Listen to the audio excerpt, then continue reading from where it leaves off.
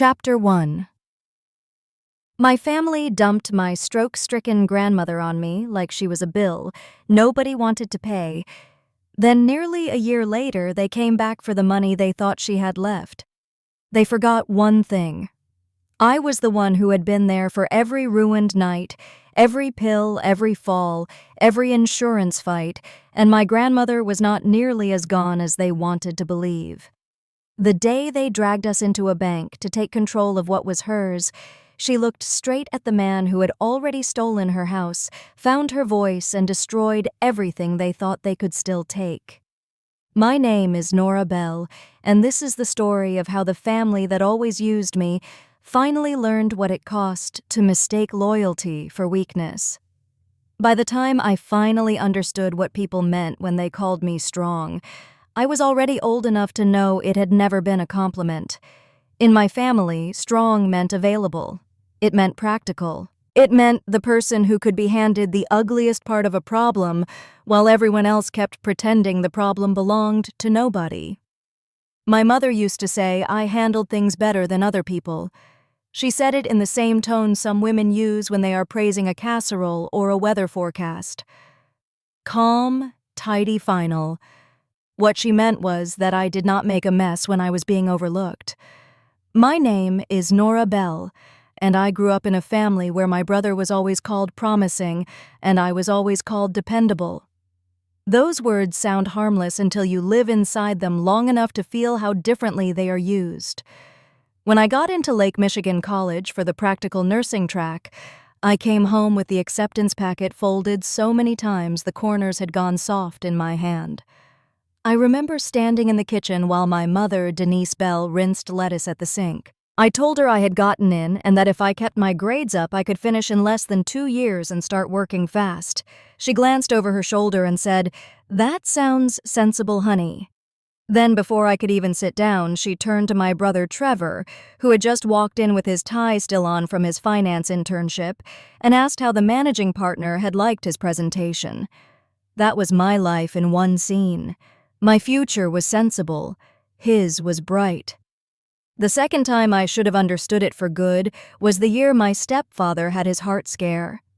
It was not a massive heart attack, not the kind people make movies about, but it was enough to put him in a hospital bed with wires on his chest and enough paperwork to make everything in the house feel temporary. The deductible was high. The bills were ugly. My mother started talking in that clipped voice she used when she was frightened and trying to sound efficient. Trevor was just getting traction at a small investment firm in Grand Rapids, and she said this was not the time to derail his momentum. I was the one who took extra shifts. I was the one who stopped registering for my next semester. I told myself I would go back when things settled down. They never did. My stepfather, Mark Bell, was not a cruel man. That almost made it worse. Cruelty can at least be named. Mark just lived in a state of surrender so complete it felt like part of the wallpaper. He sat in his recliner with his pill organizer on the side table, watched whatever ball game was on, and let my mother decide what kind of daughter I was supposed to be. He never told me not to leave school. He never told Denise that Trevor could help too. He never said much of anything. Some silences are so steady they start to sound like agreement. The only person in that family who ever made me feel seen was my grandmother, Helen Mercer. She lived for most of my childhood in an old brick house on a quiet street outside South Bend, Indiana. It was not fancy. It had creaky floors and a back porch that leaned a little and windows that stuck in August, but it was hers in the way some places become part of a person's body. She had tomatoes every summer, basil in chipped clay pots, and a rusted metal chair by the front steps where she sat in the evening with a dish towel over one shoulder and listened to baseball on a tiny radio. She kept seeds in old peppermint tins. She lined up her shoes neatly by the back door. She folded grocery bags into triangles and saved rubber bands in a glass jar by the sink. When I think of safety, I still think of the sound of her screen door closing behind me. Then Vernon Pike talked her into selling the house. Vernon was my mother's cousin, though he moved through the family with the confidence of a man who thought every room belonged to him. He had spent years in real estate and then reinvented himself as the kind of local financial fixer older people trusted because he wore a sport coat and knew how to say market conditions with a grave face. In 2016, he convinced my grandmother that the neighborhood had peaked, that she was sitting on dead equity, that she would be foolish not to cash out while prices were up and put the money into something safer, something smarter, something managed. That was the word men like Vernon always loved. Managed. Within a year, the money was gone. The explanations were endless. Timing, volatility, unexpected exposure. Nobody could have predicted.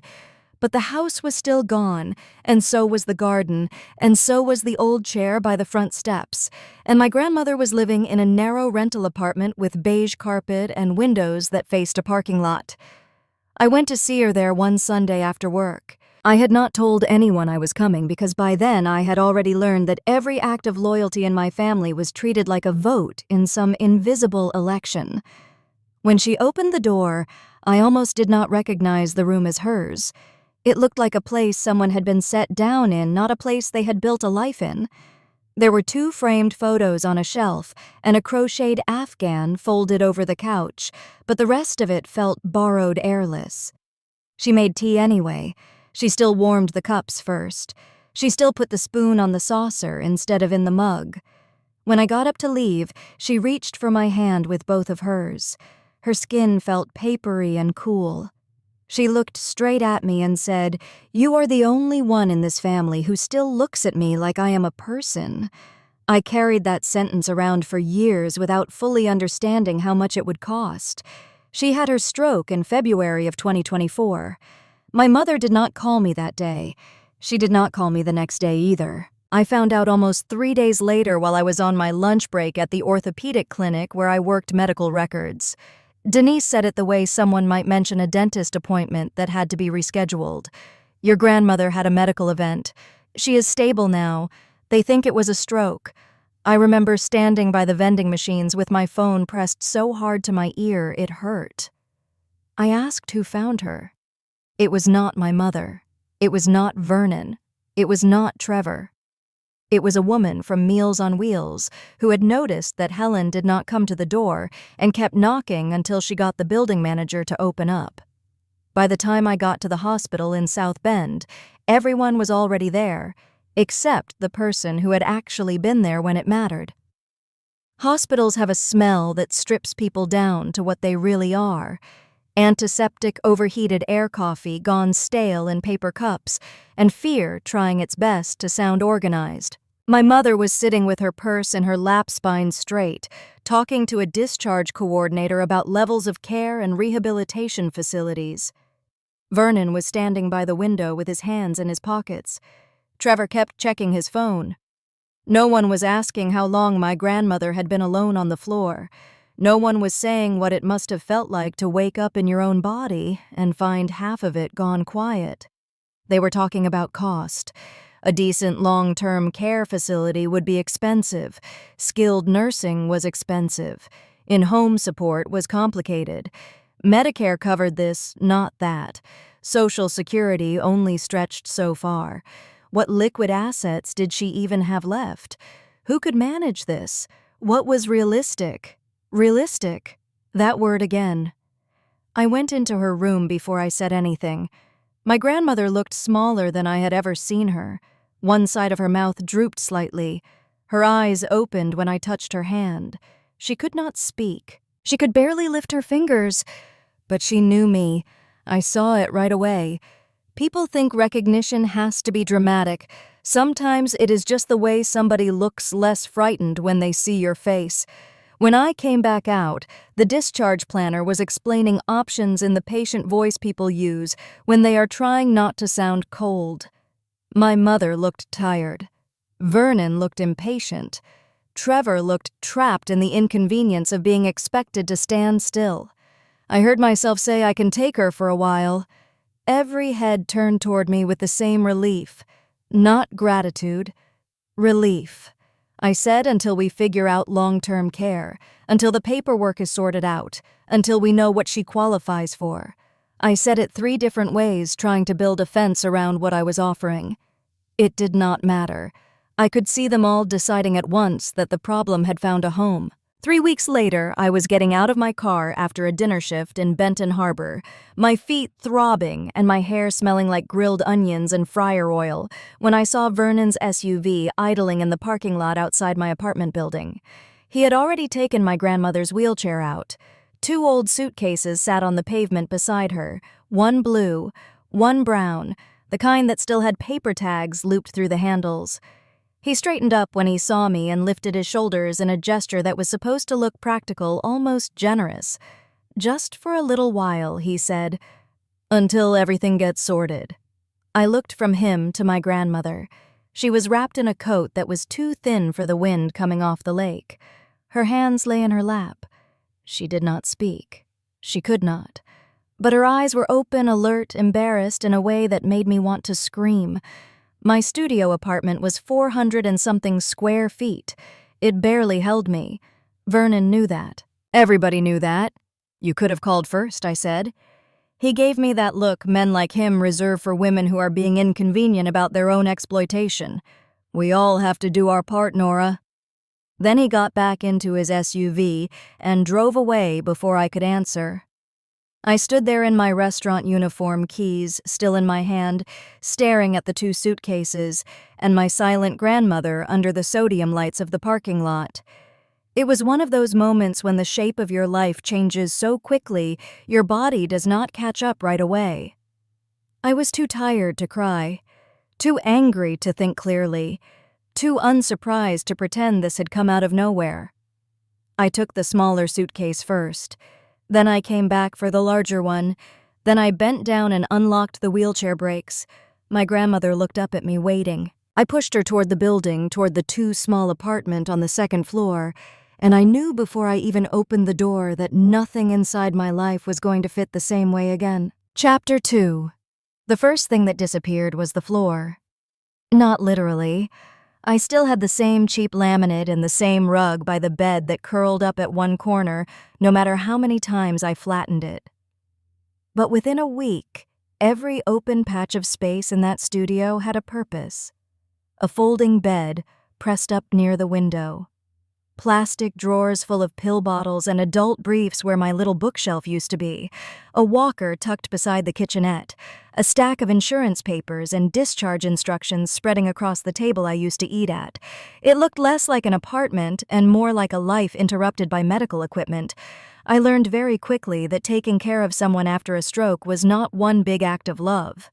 It was 100 small acts that did not care whether you were rested, whether you had to be at work in 40 minutes, whether your lower back already ached from lifting wrong the day before. My grandmother Helen could not talk, but she could look at me in a way that made it clear she knew exactly how much trouble she was trying not to be. Most nights I slept lightly enough to hear a change in her breathing. Around 2 in the morning, I would sit up, rub my eyes, and find her staring toward the ceiling, uncomfortable and trying not to make me wake up.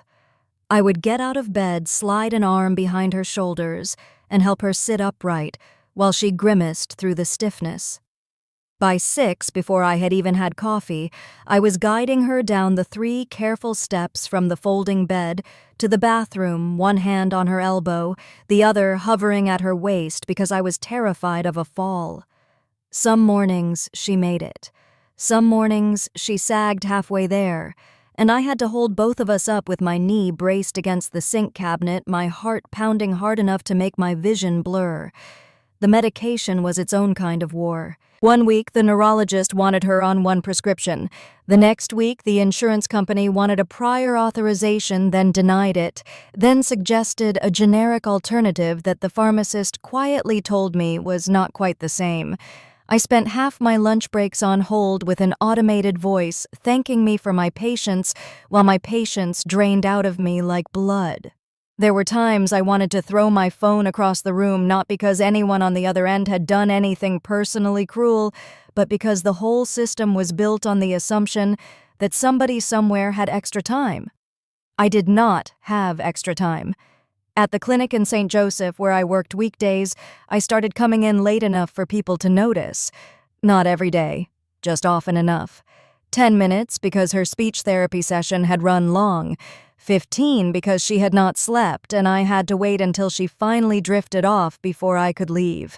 Once 25 minutes because she had an accident and I could not walk out of the apartment with her, sitting there humiliated and damp and pretending with her eyes that it was fine. My supervisor, Karen, was not a monster. That almost made it harder. She pulled me aside near the fax machine one morning and said, "Nora, I know you have a lot on your plate. We just need consistency."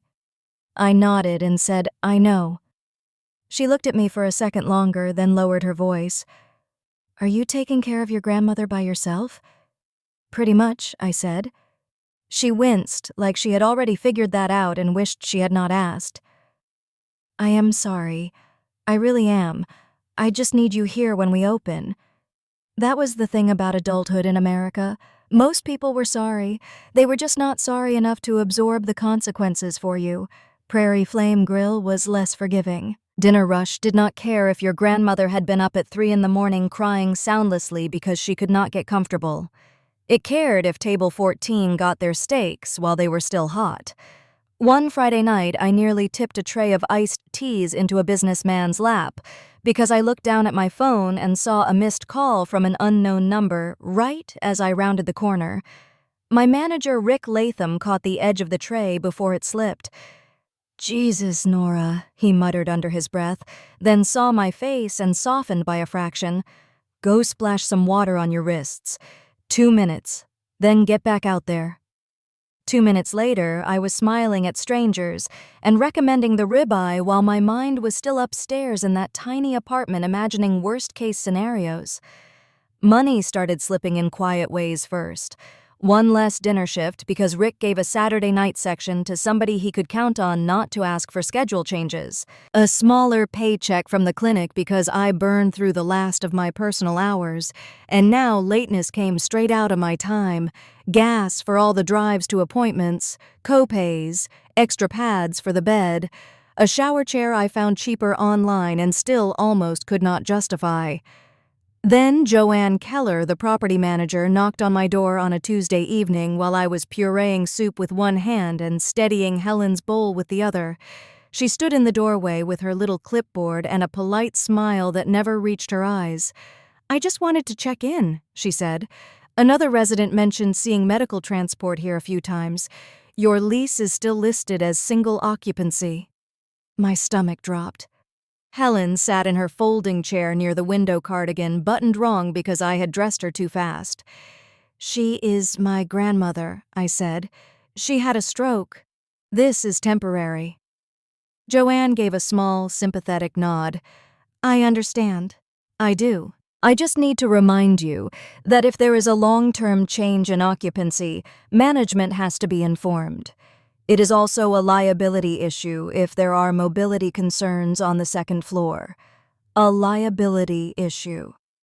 That was what my grandmother had become in this building. A liability issue. I promised I would fill out whatever form she wanted. Joanne thanked me and left. The minute the door shut, I pressed the heel of my hand against my eyes until I saw sparks. The only person in the entire machinery of that season who sounded even a little human was Marisol Vega, the county case manager assigned to help us navigate long-term care options. She was kind in the tired way of someone who had already delivered the same bad news to 6 families that week. "We can start the Medicaid screening," she told me over the phone. "We need documentation on assets, income, medical need, prior transfers, if any, and proof of residence." "Prior transfers," I repeated. "Yes. Property sale records, if applicable. Any large movement of funds in the last several years. Insurance information, Social Security documentation, bank statements." I laughed once without humor. "That is a whole second job." There was a pause. Then she said softly, "Yes, I know." I did not blame Marisol. She was doing the best anyone could inside a machine that had no reward for mercy. Every path forward required forms, signatures, waiting periods, follow-ups, office hours, and records that other people had misplaced years earlier, when the consequences still belonged to someone else. In the middle of all that, my mother kept calling just enough to tighten the chain around my throat. "How is she today?" she asked one Sunday afternoon. Then, before I could answer fully, she added, "Did you ever find that folder from the old house? The one with your grandfather's bank papers?" I stood by the sink, rinsing Helen's pill organizer. "No. And if I had, I would still be more concerned with whether she can get through the night without falling than with old bank papers." Denise exhaled through her nose. "Nora, I know you are overwhelmed, but nobody can care for her the way you can." That was how she did it. She handed me the burden and wrapped it in a sentence that sounded almost tender. Helen, sitting in her chair near the television, rolled her eyes so hard I nearly laughed. It happened so fast, I was not even sure at first. My mother had just said something about family doing what family has to do, and Helen's eyes cut toward me with a sharpness that did not belong to confusion or fatigue. It was annoyance, clean, unmistakable annoyance. I looked at her, and for the first time a thought moved through me with real force. She understands a lot more than they think. That thought only got louder after I met Micah. I was at a pharmacy in Benton Harbor wearing my clinic badge and arguing quietly with a tech about why one of Helen's prescriptions had suddenly doubled in price. I had that dry, buzzing feeling in my head that comes right before you either cry or become rude. The tech kept saying it was the formulary. I kept saying that answer did not put pills in my grandmother's hand. A voice beside me said, "Ask if the prescriber will switch it to the generic capsule instead of the tablet. Different billing code, same drug family." I turned. He was tall, early 40s maybe, with tired eyes, and the kind of face that looked better when it was listening than when it was trying to impress anyone. He was wearing hospital scrubs under a zip hoodie and holding a paper bag with his own prescription stapled shut. The tech looked at him, looked back at me, typed something, then said, "It might work if her doctor rewrites it." "Micah," the man said to me that explained why he knew. Then he lifted one shoulder. "I work supply at Memorial. Half my life is watching insurance companies pretend math is compassion." That made me smile before I could stop myself. He pointed to a rack near the counter. "There is also a manufacturer coupon online. If you want, I can show you where it is." He did. He printed it. He circled the line I needed. He did not ask a single nosy question. A week later, he showed up at my door with soup in a deli container and said I was in the neighborhood. Another week after that, he changed the bulb over my stove because I had been climbing onto the counter to reach it. He carried a case of bottled water upstairs without making a production of it. He learned very quickly that the best thing he could do for me was not ask me to narrate my suffering so he could prove he cared. Helen liked him immediately. She watched him the way cats watch people they have not yet decided to trust. And by the third visit, she tapped twice on the arm of her chair when he came in with takeout containers. 2 taps had become our code for yes. The codes had started by accident and then hardened into something like a language. 1 tap for tired, 2 for yes, 3 for bathroom. A long drag of her fingers on the blanket when something hurt. Sometimes, if the television was on and some financial news anchor said the word market in that falsely confident tone men on television use, Helen would frown so deeply it changed her whole face. One night, after a day that had been held together with caffeine and panic, I checked my bank app while sitting on the edge of my bed and saw a deposit pending for $975. The sender was listed under a name I did not recognize. Some management company or trust office or something equally vague. I stared at it for a long time, convinced it had to be a mistake. The next morning I called the bank on my break. The woman on the phone confirmed the deposit existed, confirmed it had posted before, and then politely told me she could not disclose more than what was on my statement. It posted again the next month, and the month after that. I should have left it alone. I know that. But medicine does not wait for moral certainty, and neither does rent, and neither does gas. When Rick cut one of my Better Friday sections after I had to swap again for a neurology follow-up, I sat in my car, gripping the steering wheel, and did the math 3 times. Then I used part of the mystery money to cover the refill the insurance still would not fully touch. I hated myself for it. It felt like taking help from a stranger who had been standing in my apartment watching me sleep. One night in late fall, Helen had a terrible spell of restlessness. I got up 4 times to help her shift. Then once more because she wanted the bathroom, then once because the blanket had slipped and she could not fix it herself. By dawn, my nerves felt sanded raw. I was changing the pad under her and muttering more to the universe than to her when I said, "If you could still talk, Grandma, you would probably tell me I am killing myself doing this." She lay there looking at me. Then she lifted her hand and tapped the side rail of the folding bed once. Not a spasm, not random. One deliberate knock. I froze. Helen held my gaze for a second long enough to make sure I had felt it too.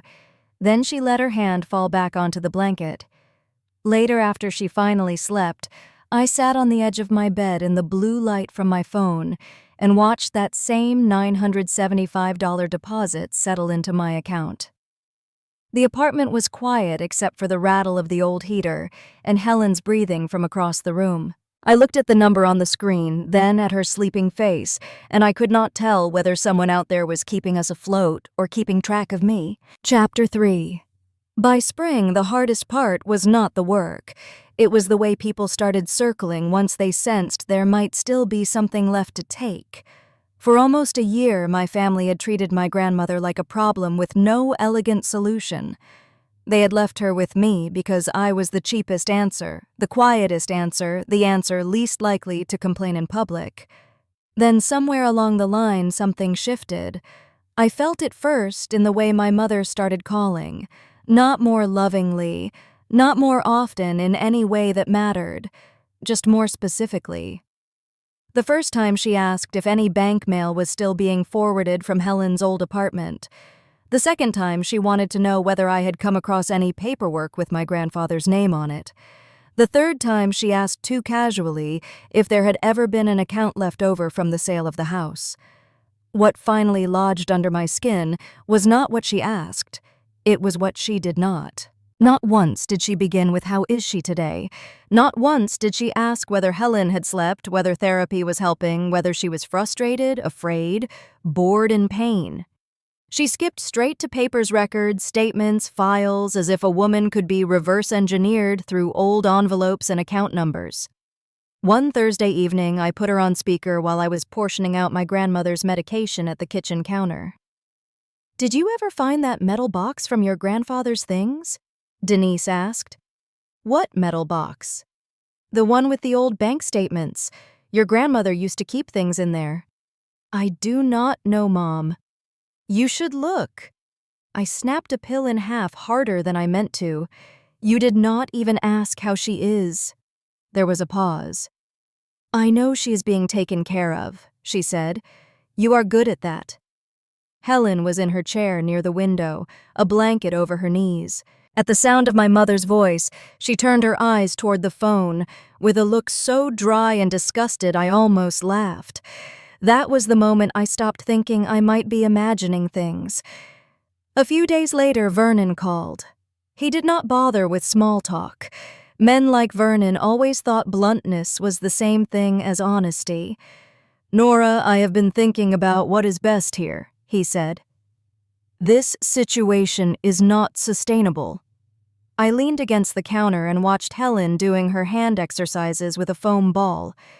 "You mean the situation where you have not visited once?" He breathed out through his nose like I was the one being unreasonable. "I am talking about your grandmother's long-term welfare. I have a place in Arizona, Mesa, warmer climate, easier on older people, more room, better oversight." "Better oversight from who?" "From me, obviously." That almost made me smile. "You could not oversee a 10-minute phone call, Vernon." His voice flattened. "You are in over your head. Everyone can see that."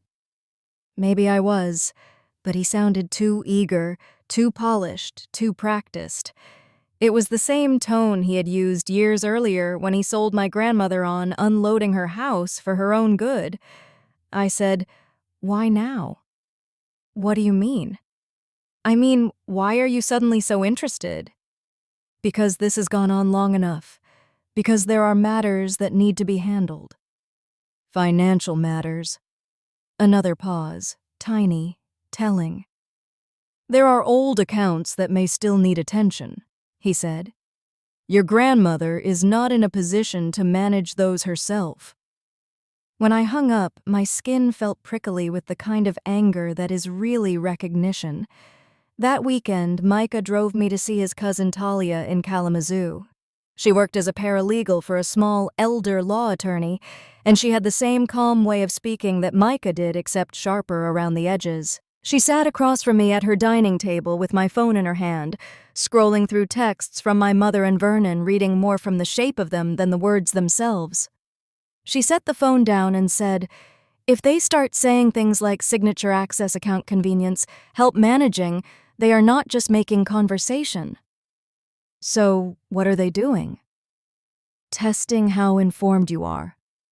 I stared at her. She pointed at the phone. "Do not argue by text. Save everything. Screenshot it, back it up, email it to yourself. Write down dates.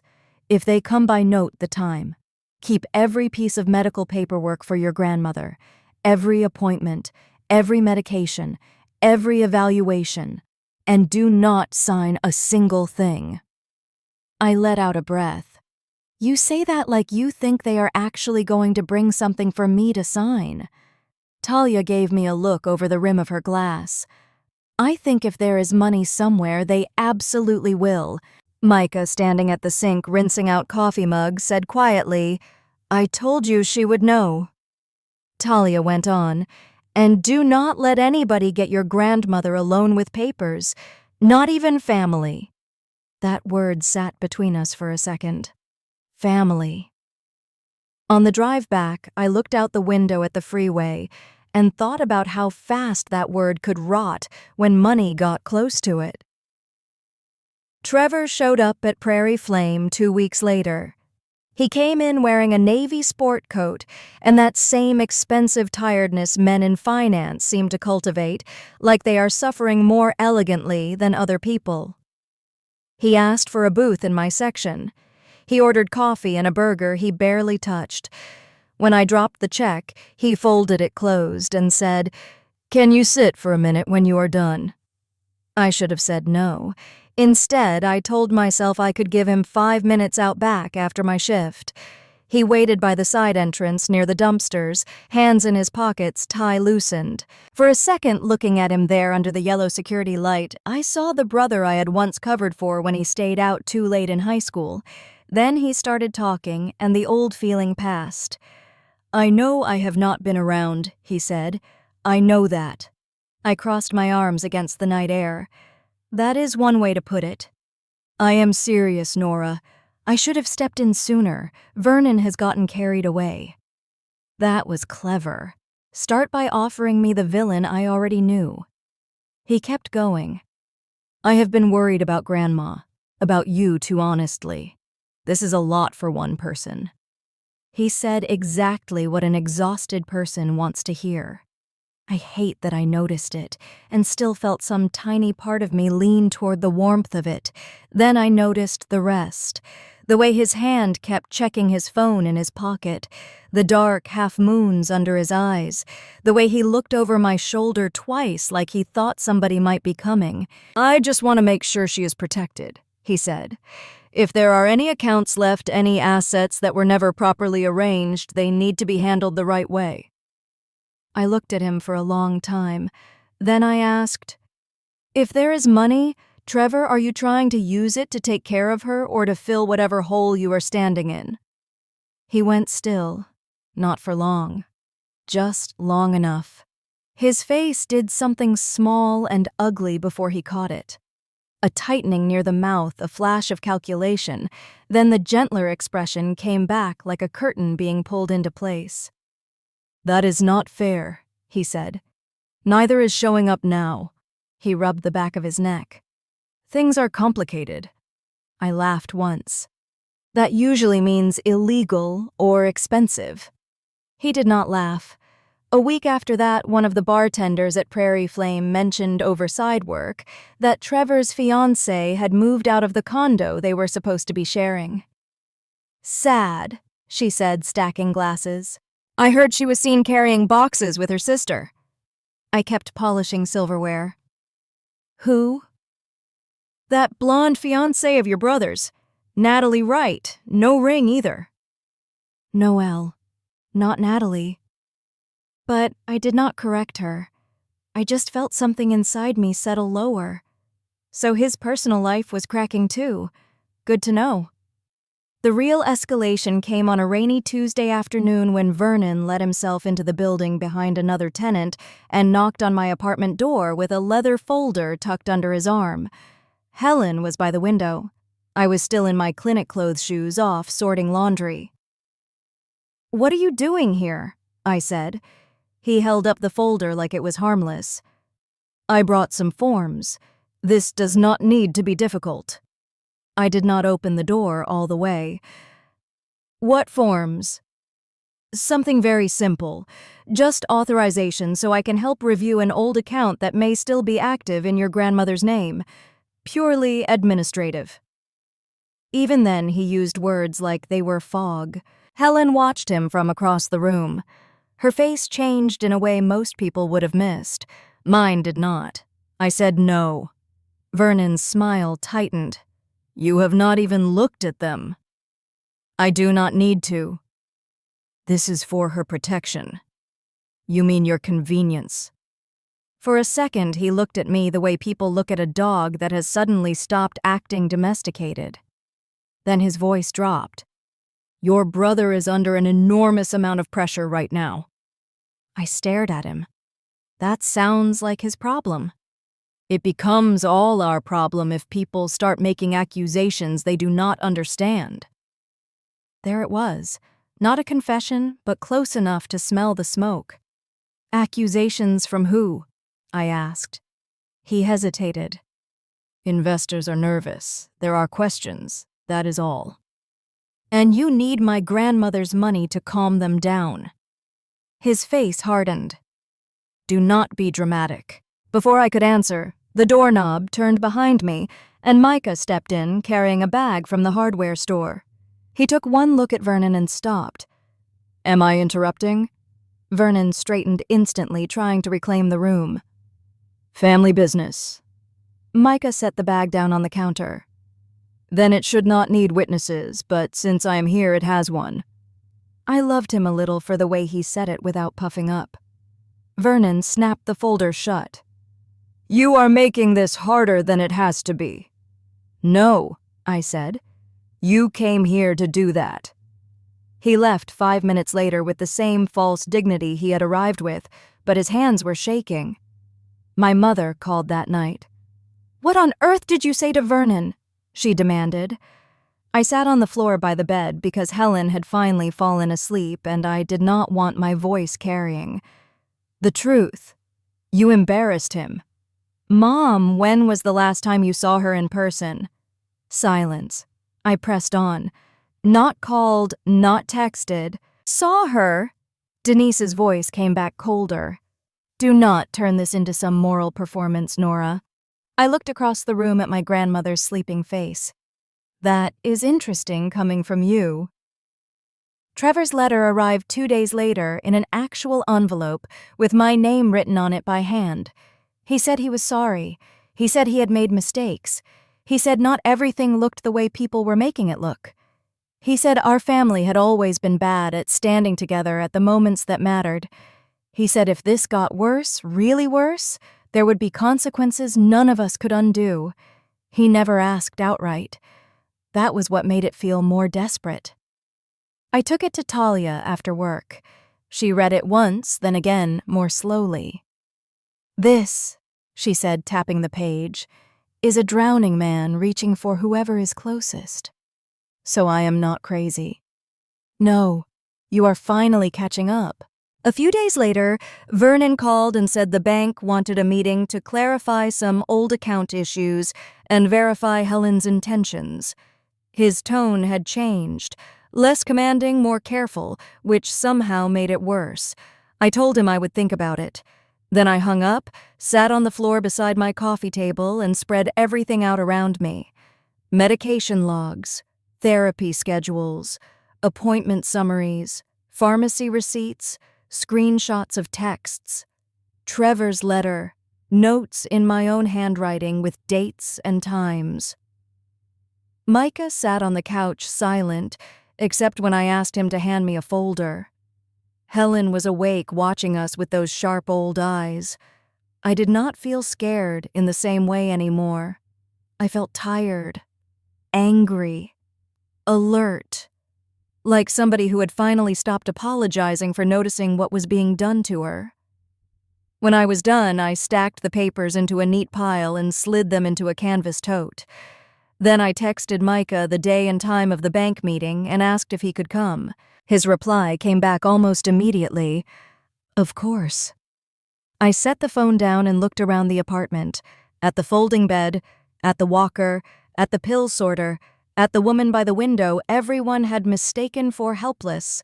For the first time in a long time, it felt less like I was waiting for my family to decide what happened next, and more like I was finally walking toward the room where they had already been planning it. Chapter 4. The morning of the bank meeting, my coffee went cold before I drank half of it. That should have told me everything. I was too wired to sit, too careful to pace, and too tired to call any of it fear. The canvas tote with my paperwork sat on the counter like something alive. I had checked it 3 times already. Medication logs, therapy schedules, appointment summaries, pharmacy receipts, screenshots of texts from my mother, Trevor's letter, notes in my own handwriting with dates and times, including the day Vernon showed up with papers, and the exact words he had used when he tried to make theft sound like responsibility. Micah drove because I did not trust my hands. Helen was already dressed when I stepped out of the bathroom. She had on a pale blue cardigan and dark slacks, the closest thing she still had to bank clothes. Her hair was brushed back neatly. She looked tired, but not confused. If anything, she looked more awake than I felt. I knelt in front of her and checked the blanket over her lap, even though it did not need checking. "You okay?" I asked. Her eyes held mine. Then she tapped once against the arm of the chair. Yes. Micah appeared in the doorway with his keys in one hand. He took one look at me and said, "You do not have to prove anything by driving yourself." "I know." "Good. Then let me do the easy part." The drive into downtown South Bend felt longer than it was. The sky was the color of wet concrete. I watched traffic lights change and tried not to imagine every possible way the meeting could go wrong. Helen sat in the back with her hands folded over the blanket. Once, when we stopped at a red light, I glanced in the mirror and caught her looking out the window with the expression she used to wear at the kitchen table when she was figuring out a grocery budget in her head. That expression steadied me a little. The bank was one of those old downtown branches that wanted to look both modern and trustworthy at the same time. Glass doors, polished floors, framed local art-quiet carpeting in the offices. Everything smelled like climate control and money.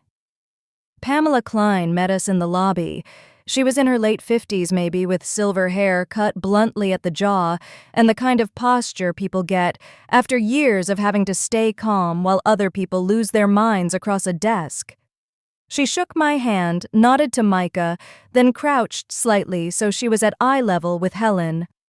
"Mrs. Mercer, I am Pamela Klein," she said. "I am the branch manager. We are going to go somewhere private so we can talk comfortably." Her tone was professional, not warm exactly, but not cold either. It calmed me more than sympathy would have. Vernon was already in the conference room when we got there. Of course he was. He stood as we came in, smooth as ever, in a tan jacket and expensive loafers, like he had dressed for a luncheon instead of an ambush. There was another man with him from the bank's compliance department, or maybe wealth services, I never quite caught which. It did not matter. What mattered was the expression on Vernon's face. He looked like a man who believed he had already arranged the outcome and was only here to watch the paperwork catch up. Pamela gestured for all of us to sit. Helen's wheelchair fit awkwardly at the end of the table. I sat beside her with the tote at my feet. Micah took the chair on my other side. Vernon remained across from us, his hands folded loosely over a slim leather folder. Pamela opened the meeting with the kind of neutral language that made everything sound smaller than it was. We are here today to review a request regarding an older account relationship and to confirm Mrs. Mercer's intentions directly. Vernon gave a small nod, like this was all standard and civilized. "That is right," he said. "This is simply a matter of making sure certain outdated arrangements are handled efficiently. I have been trying to help the family avoid unnecessary complications." I felt my pulse in my throat. Pamela turned to Helen. "Mrs. Mercer, before we go any further, I need to ask you a few questions. Is that all right?" Helen looked at her and gave the smallest incline of her chin. Pamela continued carefully. "Do you understand where you are today?" There was a pause. I could hear the vent running overhead. I could hear someone laughing faintly out in the lobby. I could hear Vernon breathing through his nose like he was already bored with the formality. Then Helen spoke. "At the bank." The sound of her voice was thin and rough, as if it had to travel over broken ground to reach us. Nothing about it suggested she had been secretly chatting away for months. It sounded like what it was, a voice coming back slowly after injury, still fragile, still hard-won, but unmistakably hers. Every muscle in my body locked. Pamela did not react beyond the tiniest flicker in her eyes. "And do you understand why you are here?" Helen swallowed. Her hands trembled once in her lap. Then she said more slowly, "He wants access." She turned her eyes to Vernon. "And the answer is no." For one full second, nobody moved. Vernon recovered first. Of course he did. "Pamela, with all due respect, this is exactly why I thought we needed guidance here," he said quickly. "She has not been communicating reliably. Her granddaughter has had full control over her environment. We all agreed there should be family oversight." "No, you did not," I said. He ignored me. "I am her closest available relative in a position to manage these things responsibly. My concern has always been her welfare." Helen made a sound then, not quite a laugh, not quite disgust, but close enough to both that I felt tears sting the backs of my eyes. Pamela lifted one hand slightly, not for drama, just to stop the room from sliding into chaos. "Mr. Pike, before any request could move forward, we would need valid authority. We were also provided with documentation in advance from Mrs. Mercer's counsel." That was the first moment Vernon's expression changed. Not much, just a tiny tightening near the jaw. Pamela opened a folder in front of her. "Our records include recent independent evaluations regarding Mrs. Mercer's capacity, along with updated instructions transmitted by Leonard Roth's office." Vernon leaned back. "I was not informed of any such updates." Pamela looked at him without apology. "That would not be our obligation." I wanted to smile. I did not. Pamela turned one sheet toward herself. "Mrs. Mercer has been evaluated on multiple occasions over the last year and deemed capable of making her own financial decisions. There is no power of attorney on file naming you. There is no signer authority on the account in question authorizing your access. And according to counsel, the broader estate arrangements have already been revised." Vernon stared at her. "Revised how?"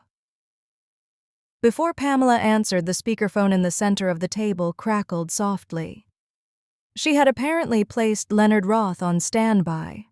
A dry, older male voice filled the room. "This is Leonard Roth. Mrs. Mercer has been my client for 28 years. With her explicit instruction, and after appropriate capacity review, we restructured her estate planning documents and related account directives several months ago. Vernon's face had gone pale under the tan. "What exactly are you saying?" he demanded. "I am saying," Leonard replied, "that your requested involvement is neither necessary nor authorized, or Mrs. Mercer's current arrangements are valid in force and not subject to your approval." I looked at Helen. She was watching Vernon with a kind of tired clarity that made him look very small. Pamela spoke again, measured as ever. "The documents indicate that the trust assets and designated accounts have been positioned to pass primarily to Nora Bell." The room went silent in a new way then. Not shock exactly. Not for me. More like impact finally reaching the part of me that had not dared imagine anything beyond survival. Vernon found his voice first, but it was thinner now. "This is absurd. She was barely speaking 3 months ago." Helen turned her head toward him. "I am speaking now." The compliance officer looked down very fast, maybe to hide a reaction. Vernon pushed on. "She is being manipulated. Nora has isolated her. This whole thing is improper and you know it." I bent down, pulled my tote onto my lap, and opened it. I did not raise my voice. I did not need to. "I have every neurology follow-up from the last 12 months, I said. "Every therapy note, every medication change, dates of every call my mother made asking about paperwork before she asked how Helen was doing. The day you came to my apartment with forms, the letter Trevor sent asking for help without being man enough to call it that." I laid the stack on the table one piece at a time. "I also have proof that I have been the one transporting her, feeding her, handling her care, talking to case management, paying for her prescriptions, and being in the room when the rest of you were too busy discussing her as a cost center." Pamela's eyes flicked to the pile, then back to Vernon. For the first time since I had known him, Vernon looked like he had misjudged the room. He tried one more angle. "There was family consensus here." "There was family convenience," I said. Leonard's voice came back through the speaker. "For the sake of clarity, the estimated current value of the trust and related accounts is approximately $2.35 million. There it was. Not a fantasy number, not the kind of sum that turned ordinary people into lottery winners. It was house money, security money, lifetime caution money. Enough to explain exactly why Vernon had remembered we were all family. He stared at Pamela. "And nobody thought to notify me." Helen answered before Pamela could. "My money, not yours." Her voice shook on the last word, but it landed anyway. Then came the thing I had not expected to hear that day. Leonard said, "There is also a small recurring disbursement from a trust administration account approved by Mrs. Mercer directed monthly to Miss Bell." My head jerked toward the speakerphone. "The deposits." Pamela glanced at the file. $975 monthly, yes. I looked at Helen so fast my neck hurt. She was already looking at me. My mouth went dry. "That was you." Her answer took effort. I could see it in the strain around her jaw. "Needed help." I could not speak. Leonard, maybe sensing that this was now no longer purely administrative, added in a gentler tone. "The disbursement was structured through the trust office, so it would not generate unnecessary family attention." Of course, it had come under a name I did not recognize. Of course, it had been hidden. My chest tightened with a pain I could not sort into one feeling. Relief, hurt, gratitude, shame for every time I had used that money and hated myself for it. Vernon stood abruptly. "This is not over." Pamela did not even blink. "For the purposes of bank authority, Mr. Pike, it is."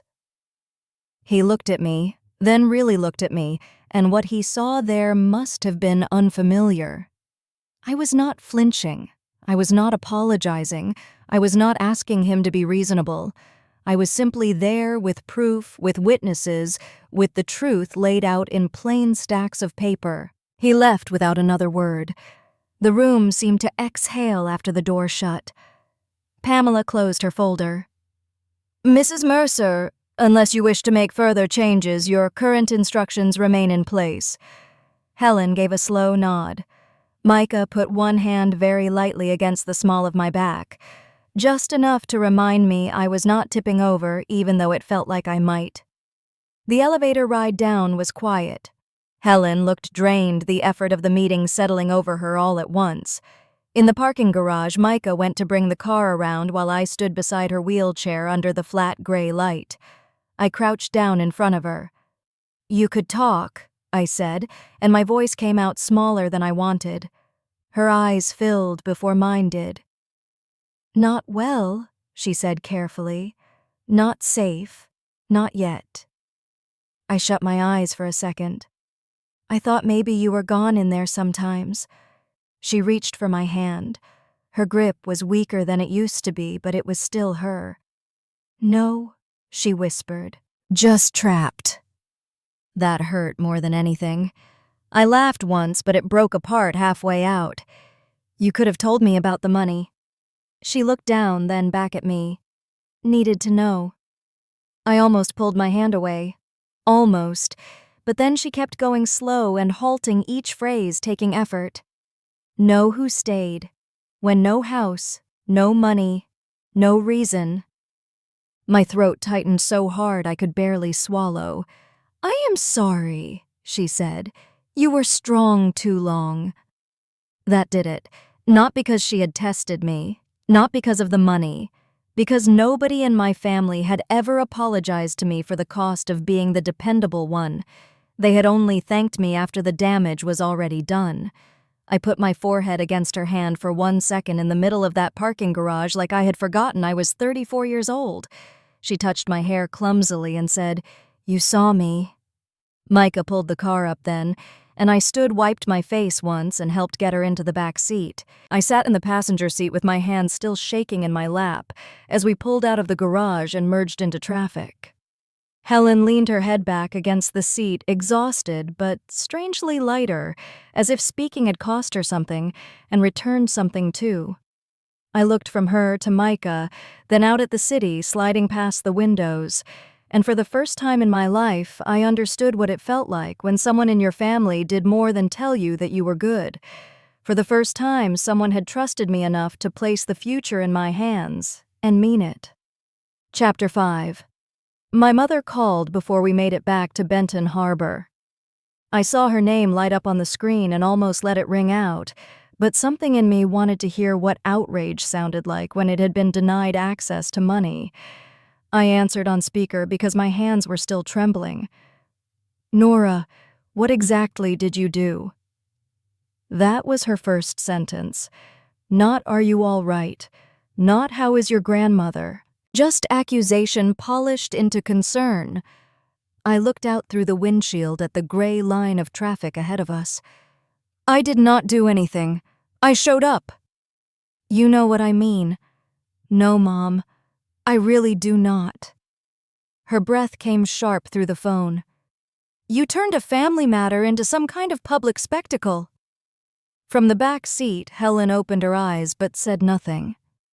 I could hear the deeper truth under my mother's voice, now cleaner than I ever had before. She was not hurt because anyone had lied to her. She was hurt because the lie had stopped working. "What upset you?" I asked. That Vernon did not get what he wanted, or that other people had to watch him fail. Micah glanced at me, then back at the road. Denise went cold in that way only certain women can. "Do not speak to me like I am the enemy." I let a few seconds pass before I answered. "I think the problem is that I finally know who is." She hung up on me. For years, that would have left me shaky guilty, half convinced I had done something cruel. That afternoon, it left me tired and strangely clear. The confrontation happened 4 days later in the private dining room of a chain Italian restaurant off the interstate, because that was where my mother insisted we could all sit down like adults. It was exactly the sort of neutral, carpeted, aggressively reasonable place people choose when they want to do ugly things under soft lighting. Micah offered to come inside. I asked him to stay near, but not at the table. This part I knew belonged to us. Vernon was already there when we arrived, red-faced and stiff in the collar. My mother sat upright beside him, with both hands around a sweating glass of iced tea. Trevor came in last. He looked worse than he had outside Prairie Flame. Thin around the mouth, eyes hollow, the expensive watch still on his wrist, like he thought one remaining symbol of order might hold the rest of him together. Helen moved slowly with the walker now, instead of the wheelchair for short distances, and the room shifted the second they saw her speak to the hostess. "I am fine," she said when the hostess tried to fuss over her. "Just slow." My mother's face changed, not to relief, to something closer to alarm. Once we were seated, nobody seemed to know who should start. Helen did. She folded her hands on the table and looked at Vernon first. "You sold my house." Her voice was still rough and effortful, but each word landed cleanly. Vernon lifted one palm. "Helen, that is not a fair way to describe what happened." "You sold my house," she repeated. "Then you lost the money. Then you let me live in that apartment and told me it was unfortunate." The color rose higher in his neck. "I was trying to help you make the most of your assets. You were trying to make the most of me." That shut him up. She turned to my mother next. "Denise, you left me on the floor for 3 days without knowing I was there." My mother's eyes flashed. "That is not true, and you know it. I did not know anything had happened until that woman from the meal program called." Helen did not blink. "Then why did you wait to call Nora?" My mother's mouth opened, then closed. Finally, she said, "Everything was chaos." "No," Helen said. "Everything was inconvenient." I had never heard anyone speak to my mother that way. Not because Denise was powerful, because most people found it easier to step around her than through her. Then Helen looked at Trevor. This was the hardest one to watch. "When you were little," she said, "your grandfather used to say charm is just greed in a clean shirt. I defended you when he said that.